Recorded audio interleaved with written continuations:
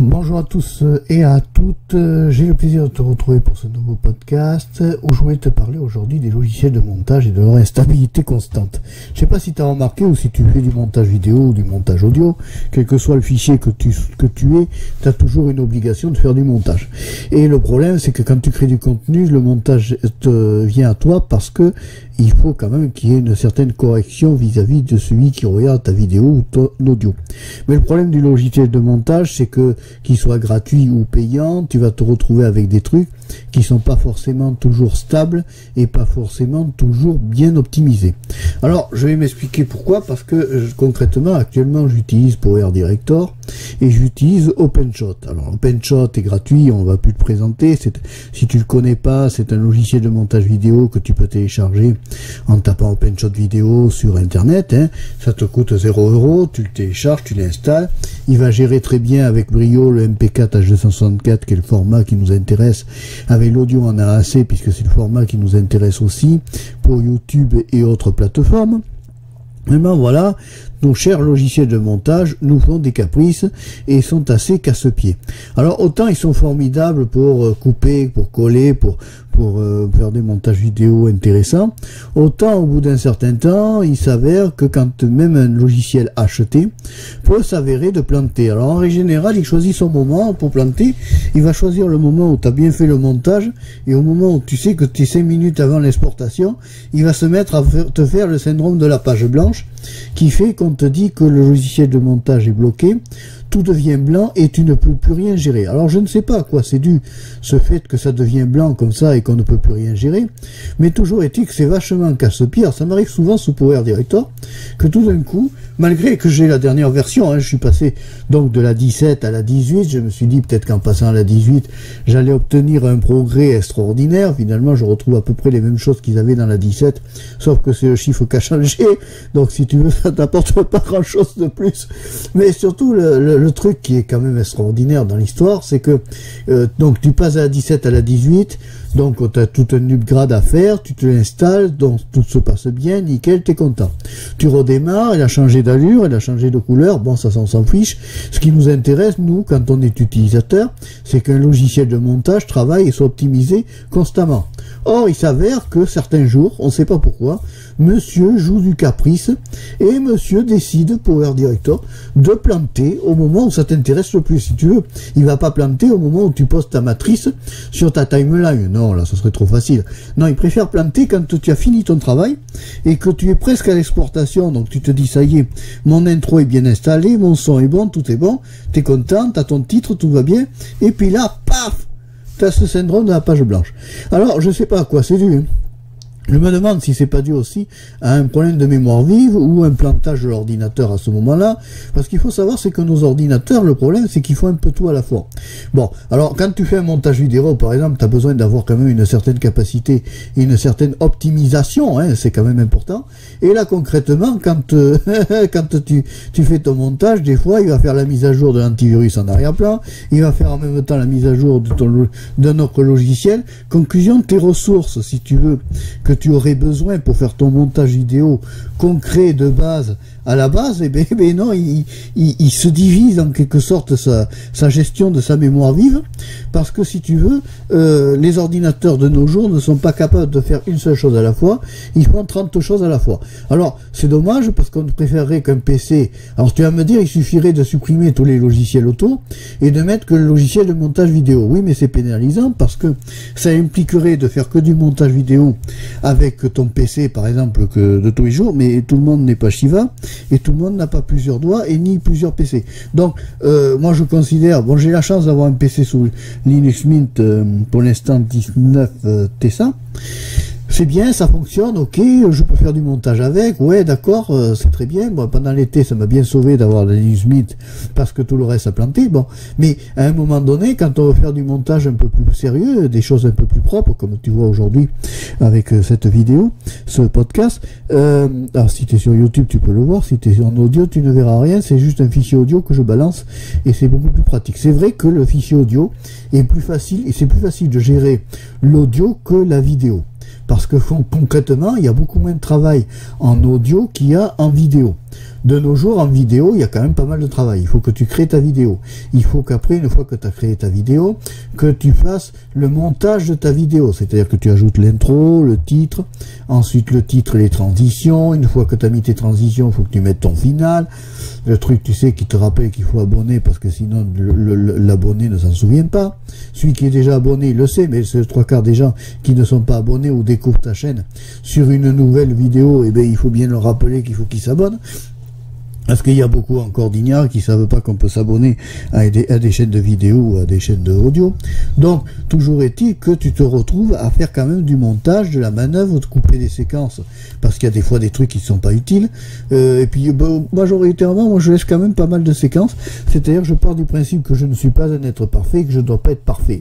Si tu veux, j'aime pas les vidéos trop épurées, où ça fait une impression de parfait, mais c'est tellement assuré que tu vois qu'il y a eu beaucoup de cutters et que ça devient un peu un hachis parmentier au lieu d'être une vidéo. Voilà. Donc après, moi, si tu veux, je me sers du logiciel de montage exclusivement pour monter à la fois mes podcasts, pas le fichier audio, parce que fichier audio, j'ai qu'à le télécharger sur la plateforme audio, j'ai pas à m'embêter. Par contre, dans le cas de YouTube, comme PeerTube, comme toutes ces plateformes-là, il faut quand même faire un montage avant, parce que il faut enlever, des fois, rehausser le son, parce que le son n'est pas toujours égal avec les micros, mais des fois, tu vas rehausser le son avec des logiciels libres comme OpenShot, et puis ça va pas toujours être optimisé, parce qu'à l'exportation, des fois, ça va te l'assurer, et puis d'autres fois, tu vas exporter ta vidéo avec OpenShot, et ça va fonctionner nickel. Donc, si tu veux, tu te retrouves dans l'instabilité constante d'un système dont tu ne sais pas si, aujourd'hui, par exemple, le montage que je vais faire de ce podcast que tu entends, est-ce qu'il va être bon, par exemple, parce que je monte mes podcasts sur YouTube en façon vidéo. C'est-à-dire que je mets, pour ceux qui connaissent pas, qui ne me suivent qu'en audio, je mets un présentateur virtuel qui a un but d'animation, mais qui n'a pas un but de coller complètement à la voix. C'est pas possible, parce que l'animation à la base a été prévue pour une certaine langue, c'est-à-dire la langue anglaise, et moi je suis français. Et je ne peux pas arriver à faire coïncider les lèvres du présentateur virtuel avec les miennes, ce qui aurait été génial dans le système, si tu veux, parce que ça aurait fait une parole plus naturelle. Mais enfin, néanmoins, je n'ai pas le même débit aussi de parole que le présentateur virtuel, ou que la boîte mécanique a été prévue à l'origine.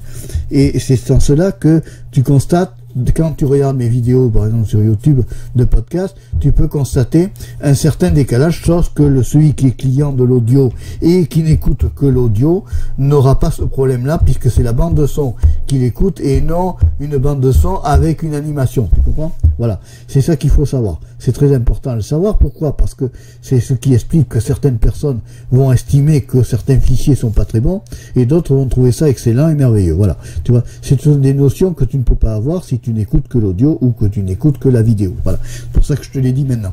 Donc, on est toujours amené à se servir des logiciels de montage. Nous aimerions, nous, créateurs de contenu, que les logiciels de montage soient quand même beaucoup plus stabilisés que ce qu'ils le sont actuellement, parce qu'on a l'impression qu'actuellement, on te balance dans les logiciels propriétaires des logiciels de montage, mais que ces logiciels de montage ne sont pas totalement vérifiés pour toutes les situations de montage. On a l'impression que les créateurs créent, c'est une impression, je dis, ce n'est pas une affirmation, on a l'impression que les créateurs créent des logiciels de montage, mais que concrètement, ces logiciels de montage ne sont pas 100% vérifiés ou contrôlés. Donc, automatiquement, quand ces gars-là, quand toi tu le télécharges, tu penses que tout est optimisé, et puis il s'avère, parce que tu comprends, quand ils font le test du logiciel de montage, ils le font sur leur machine professionnelle. Mais tout le monde n'a pas un logiciel de montage professionnel ou une machine professionnelle pour faire du montage. Parce que monsieur ou madame tout le monde qui est youtubeur, qui crée du contenu, qui fait de l'audio ou de la vidéo, ne va pas avoir forcément le niveau financier que va avoir quelqu'un qui est, si tu veux, monteur professionnel par exemple, ou qui va être subventionné par des sociétés de montage, où on va leur fournir le meilleur logiciel de montage, parce qu'ils peuvent pas se permettre de se taper les cochonneries qu'on se tape maintenant, ou plutôt les trucs qu'on nous met en gratuit, mais qui ne sont plus optimisés comme avant. Par exemple, là, tu vois, j'enregistre mon fichier audio, donc, avec ce qu'on appelle Audacity. Alors, c'est très bien, c'est très optimisé, mais des fois, Audacity peut avoir des crampes, donc c'est embêtant, et quand Audacity me fait une crampe, ben, ça bug, bug, où j'ai ce fameux syndrome de l'écran blanc, où tout se fige, même ma bande de son au moment de l'enregistrement peut se figer. Alors à cela, j'ai créé un palliatif et que j'ai pris, tu l'as vu si tu me suis sur YouTube. Donc j'ai pris ce qu'on appelle un enregistreur de son qui est censé me créer une bande de son secondaire. Néanmoins, l'enregistreur de son, qui est donc un enregistreur à part, si tu veux, a pas toujours les mêmes qualités et peut avoir aussi des différences de haut et bas. Actuellement, tu as le son qui est modulé, qui est mal modulé, c'est-à-dire des fois, tu peux avoir des intonations plus hautes et des fois des intonations plus basses. Je n'en suis nullement responsable, c'est le logiciel, lui, qui gère à l'enregistrement les tonalités hautes et les tonalités basses. Et le problème dans ce système-là, c'est que notre voix n'est pas une voix régulière, si tu veux. Quand tu enregistres un podcast ou que tu enregistres un fichier vidéo, la voix va avoir des modulations avec des hauts et des bas. Et cette modulation de voix va amener à des hausses de ton et des baisses de tonalité. C'est un peu de la musique, si tu veux, comme si un instrument de musique ne va pas servir une musique régulière et homogène, elle va servir plutôt des tonalités avec des hauts et des bas. Et si tu veux, quand tu enregistres, on le voit du reste sur le graphique, qu'il y a des périodes où tu as certaines syllabes ou certains mots qui vont passer plus haut et d'autres fois plus bas. Alors même si tu fais l'effort de vouloir ne pas parler trop fort, ça n'empêche que ta parole va être irrégulière au point de vue du débit, c'est-à-dire du débit de décibels. Voilà, ça se travaille en décibels, ça.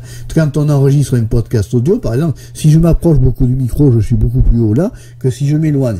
Mais la difficulté d'un micro, c'est que il peut enregistrer aussi les fichiers périphériques, c'est-à-dire ce que j'appelle un fichier périphérique. Moi, c'est par exemple la mère qui va taper la porte au fin fond de la maison et le micro va choper ça. Si tu veux, ce sont des micros qui sont ultra sensibles et c'est embêtant parce que si par exemple le mari fait je sais pas quoi un enregistrement audio et qu'on va imaginer que tu sois en couple, que toi tu fasses un enregistrement audio et que ta femme par exemple passe l'aspirateur, tu peux être tranquille que l'aspirateur va s'inviter à ton podcast, ça c'est sûr, parce qu'en fait le micro lui ne va pas faire la différence entre ta voix et une autre voix ou un autre son.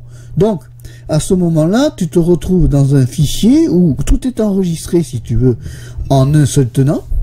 Et automatiquement, après, il faut que tu retraites. Mais même en voulant séparer, si par exemple tu voudrais extraire un bout de vidéo où tu as l'aspirateur, mais tu peux pas parce que concrètement, tu enlèverais aussi ta voix. Donc tu vois, c'est là la difficulté de l'enregistrement du son, que ça soit en podcast comme que ça soit en vidéo. Par exemple, tu tournes une vidéo où tu es par exemple en, je sais pas moi, en pleine nature, il y en a un qui va passer la tondeuse, et t'inquiète pas, la tondeuse elle va s'inviter à ta vidéo. Donc voilà, ce sont des situations où c'est pas toujours évident de gérer aussi, et on peut pas toujours, si tu veux, l'extraire d'un fichier ou d'une vidéo. Donc c'est pour cela que le montage est là.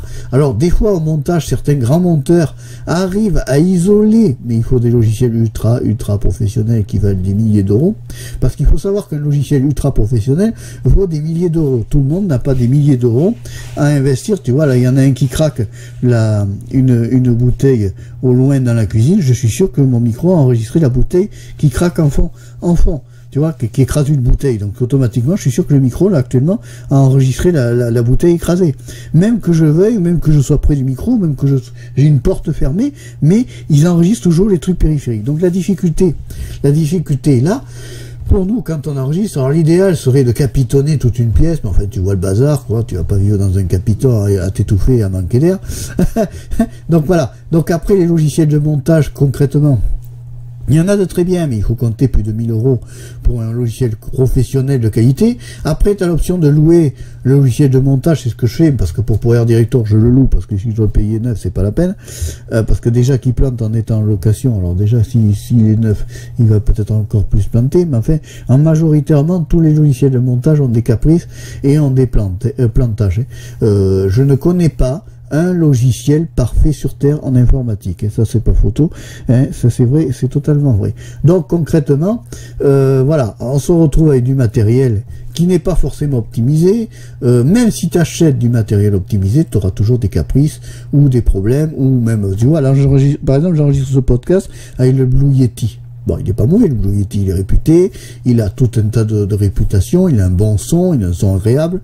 Seulement, néanmoins, il peut y avoir aussi des modularités de fort faibles que là, je n'arrive pas à gérer moi personnellement au niveau de la correction du montage du mon fichier audio. Hein. Je ne peux pas tout savoir non plus. Je ne suis pas un génie et je ne suis qu'un humain. Hein. Concrètement, je me sers de l'outil. Voilà, mais après, bon, s'il y a du fort faible, tu montes et tu baisses le son, tu fais un peu comme tout le monde. Si tu regardes sur YouTube, il y a beaucoup de gens dont le son est très très fort, parce qu'ils ne savent pas, il y en a beaucoup aussi dont le son est moins fort, et concrètement, c'est pas toujours évident de savoir tout régler, tout monter, tout équilibrer, que tout soit optimisé au moment où on enregistre, que tout soit... Voilà, c'est vraiment une grosse difficulté, c'est pas évident, c'est un métier, hein, monteur, c'est un métier, il y en a qui font des formations pour ça, mais enfin, je vais pas aller faire une formation pour un truc dont je suis pas payé, ça vaut pas le coup entre nous, hein, parce qu'actuellement, moi je touche 0 € de ma chaîne YouTube, hein, mais 0 € depuis presque 5 ans, tu vois, 3 ans, 4 ans. Oui, plus de 3 ans maintenant. Donc, tu vois, ça fait un moment hein, que je fais YouTube sans être payé, ce qui est une énorme arnaque, si tu veux. Qu'on nous demande de faire un travail conséquent, on nous demande d'investir dans du matériel, on nous dit que c'est très bien, alors oui, on investit dans du matériel, alors tu vas me dire, la caméra, je la perds pas, je m'en servirai toute ma vie que le temps de sa fonctionnement. Mais ça ne garantit pas que le matériel soit vraiment formidable et que ça tienne dans le temps, et puis voilà quoi. Voilà, la petite analyse que je voulais faire, alors c'est une analyse généralisée hein, dans ce podcast, c'est pas intéressant si tu ne travailles que sur les logiciels de montage vidéo, donc sache que tu as, en logiciel de montage gratuit, tu as Kdenlive, tu as OpenShot, tu as PTV sous Linux, tu as, alors Kdenlive, tu peux peut-être l'avoir sous Windows 10, OpenShot tu l'as sous Windows 10 parce que je m'en sers, PTV peut-être aussi. Alors attention, il peut y avoir des exclusivités aussi. Des fois, ça vaut le coup d'avoir un PC sous Linux pour se servir que de Linux pour le montage vidéo. Maintenant, tu ne pourras pas tout faire en montage vidéo avec les logiciels de montage gratuits. Hein. Il faut des fois avoir des logiciels payants pour faire des choses un peu plus sérieuses et d'avoir un rendu un peu plus correct dans le montage vidéo. Voilà. Donc moi, qu'est-ce que c'est que mon présentateur virtuel? C'est une animation préconçue où je colle juste un fichier audio dessous. Alors ça colle pas à 100% des lèvres, je l'ai dit au début, mais qu'est-ce que je m'en fous? Ce qui fait, c'est le compte, c'est ce que je dis dans le podcast, et non, parce que là, c'est juste un but d'animation du podcast pour la vidéo, en vidéo, plutôt que de mettre un fichier audio avec juste un titre, on s'ennuie, tu comprends. Le mec qui regarde la vidéo, il vaut mieux qu'il ait une petite animation avec le présentateur virtuel. Alors des fois j'en mets deux, histoire de faire une originalité avec deux têtes différentes. J'en ai un qui fait 1870 et l'autre qui fait un peu fêlé, mais enfin c'est pas grave. C'est de l'animation, c'est pour s'amuser. On est là pour se distraire, on n'est pas là pour faire du professionnel. Hein.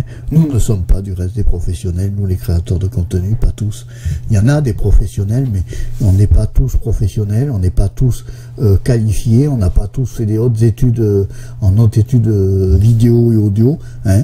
Et on arrive quand même à percer, et on percera toujours, parce que ce qui plaît aux gens, c'est notre naturel, c'est notre franchise, c'est nos erreurs. Voilà, et ça plaît à certains, et ça plaît pas à d'autres. Et puis de toute façon, si ça plaît pas à certains, eh ben on s'en fiche. On continuera quand même à créer du contenu, et à vivre, et à s'amuser, et à se distraire. Voilà. Le but, c'est que ce soit un truc distractif, de détente. Hein. Toi, quand tu écoutes mes podcasts, c'est pour te détendre, c'est pour t'instruire aussi. Hein. J'ai des podcasts beaucoup plus intéressants dans tous les domaines. Et j'en fais, et j'aime bien, et ça me plaît beaucoup, et je crois que je vais continuer là-dedans dans le futur. Et c'est peut-être ce qui survivra à la vidéo. Peut-être un jour, je verrai. Si un jour j'en ai marre de la vidéo, de faire du montage, et de me casser les pieds avec les logiciels de montage, je resterai sur du podcast peut-être. Mais enfin, pour l'instant, c'est pas le cas. Je continue à me casser les pieds. J'ai créé quand même depuis janvier 313 vidéos différentes, nouvelles par rapport aux autres années. Hein, c'est quand même pas n'importe quoi, c'est quand même 300 fichiers où j'ai traité des vidéos, où j'ai fait du montage, ça fait plus de 300 montages. Mais enfin, c'est pas grave, on s'amuse, on s'occupe. Et le principal, c'est qu'on vous distrait d'une manière polie, correcte, aimable, toujours gentil, toujours pouvoir faire en sorte que l'autre soit plus content et qu'à la fin, l'autre soit heureux d'avoir écouté un bon contenu, un contenu où il s'est instruit, un contenu où il s'est distrait, un contenu où il n'a pas de stress, où il n'y a pas de haine, où il n'y a pas de violence. Et ça, on aimerait que ça se généralise, c'est-à-dire que les gens arrêtent de faire des contenus de la violence avec de la haine et qu'ils passent un peu plus vers des contenus intelligents avec des choses plus gentilles et plus douces. Voilà. Allez, Si tu as aimé le podcast, tu n'hésites pas à le liker ou à le mettre un follower, tu mets ce que tu veux selon la plateforme où tu es.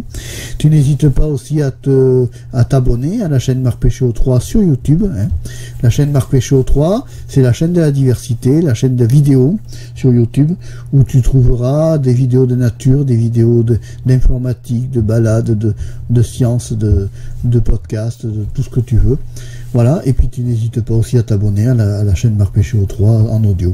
Allez, merci beaucoup d'avoir suivi ce podcast jusqu'au bout, t'es un amour, ça fait plaisir. Allez, j'espère te revoir la prochaine fois.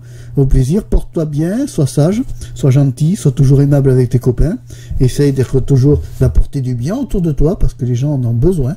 Sois toujours avec une note gentille, agréable et aimable, et tout le monde t'aimera. Allez, au revoir, à bientôt, et merci d'avoir suivi le podcast jusqu'au bout. Bye bye.